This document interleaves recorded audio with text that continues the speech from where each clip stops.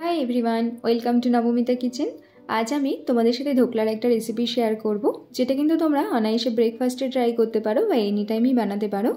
চলো তাহলে রেসিপিটা তোমাদের সাথে শেয়ার করি।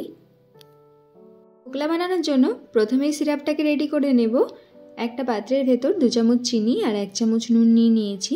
এবার এই বাটিটা মেপে কিন্তু আমি জল দেব, আর এটা কিন্তু সম্পূর্ণ নর্মাল টেম্পারেচারে থাকা জল। 1 বাটি জল আমি অ্যাড করে দিচ্ছি। খুব ভালো করে কিন্তু জলের সাথে এই চিনি নুনটাকে মিশিয়ে নিতে হবে। 1 চামচ রিফাইন তেল দিয়ে দিচ্ছি। এবার নিয়ে নিচ্ছি বেসন। ধোকলা বানানোর জন্য কিন্তু খুব বেশি ইনগ্রেডিয়েন্টসের প্রয়োজন হয় না। তোমরা দেখতেই পাচ্ছ, ঘরে থাকা জিনিসপত্র দিয়ে কিন্তু সকালবেলায় তোমরা এরকম একটা হেলদি ব্রেকফাস্ট বানিয়ে নিতে পারো। এখানে আমি 3 কাপ বেসন নিয়েছি। বেসনটাকে কিন্তু খুব ভালো করে ফেটিয়ে নিতে হবে, যাতে কোনো লাম্পস না থাকে। এরকম একটা টেক্সচারে কিন্তু ব্যাটারটাকে রেডি করে নিতে হবে। দেখো, প্রথমে কিন্তু আমি চিনি নুনটাকে জলের সাথে খুব ভালো করে মিলিয়ে নিয়েছি। তাতে করে মিষ্টি আর নুন কিন্তু বেসনের ভেতর খুব ভালো করে মিশে যাবে, আর ধোকলাটা খেতে অনেক বেশি টেস্টি লাগবে। এবার একটা ইনো অ্যাড করে দেবো, আর ইনো দেওয়ার পর কিন্তু অবশ্যই সামান্য জল দেবে। ইনোটাকে খুব ভালো করে গুলিয়ে নিয়ে সামান্য একটু হলুদ জলে গুলিয়ে নিয়েছি, তারপরে দেব। হলুদটা কিন্তু ডাইরেক্ট দিলাম না, তাহলে মিলতে প্রবলেম হবে বা অনেক সময় লাল হয়ে যায়। এখানে দেখো ব্যাটারটা কিন্তু রেডি হয়ে গেছে। একটা টিফিন বক্সে খুব ভালো করে একটু অয়েল ব্রাশ করে নিয়েছিলাম, তোমরা দেখেছো। এবার তার ভেতরে এই ব্যাটারটাকে ট্রান্সফার করে দিচ্ছি।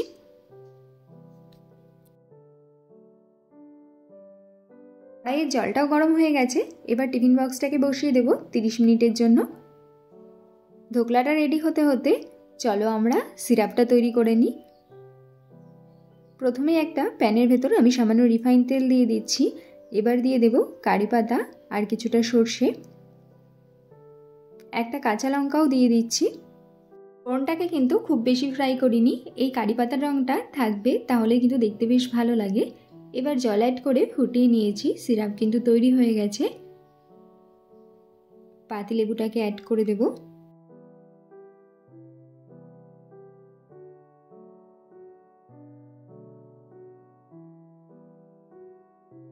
তিরিশ মিনিট হয়ে গেছে। গ্যাসের ফ্লেমটাকে অফ করে এবার ধোকলাটাকে নামিয়ে নিচ্ছি। আর অবশ্যই কিন্তু তোমাদের সাথে শেয়ার করব, স্কিপ না করে পাশে থাকো। তোমরা দেখতে পেলে রেসিপিটা কত কম সময়ের মধ্যে রেডি হয়ে গেল। আর বানাতে যে ইনগ্রিডিয়েন্টসগুলো লাগলো সেটা কিন্তু মোটামুটি আমাদের রান্নাঘরে অ্যাভেলেবেল থাকে। তাই চাইলে তোমরা সকালে কিন্তু এরকম একটা হেলদি ব্রেকফাস্ট বানিয়ে নিতে পারো। আর ধোকলা বানাতে সাধারণত যে সমস্যাগুলো হয়, অনেক সময় ফোলে না বা প্যানের গায়ে লেগে যায়। এইভাবে কিন্তু স্টেপ বাই স্টেপ ফলো করলে অবশ্যই তোমাদের পারফেক্ট ধোকলা তৈরি হবে। যাই হোক, রেসিপিটা তোমাদের কেমন লাগলো অবশ্যই কিন্তু কমেন্টে জানিও। আর কারা কারা ট্রাই করছো সেটাও কিন্তু জানিও। তোমাদের কমেন্টগুলো পড়তে আমার বেশ ভালো লাগে। একটা প্লেটের মধ্যে ধোকলাগুলোকে সাজিয়ে নিচ্ছি। সিরাপটাকে অ্যাড করে দেব। এতে করে সিরাপটা কিন্তু ধোকলার ভেতর খুব ভালোভাবে ঢুকবে। ওপর থেকে কিছুটা ধনেপাতা দিয়ে দিচ্ছি।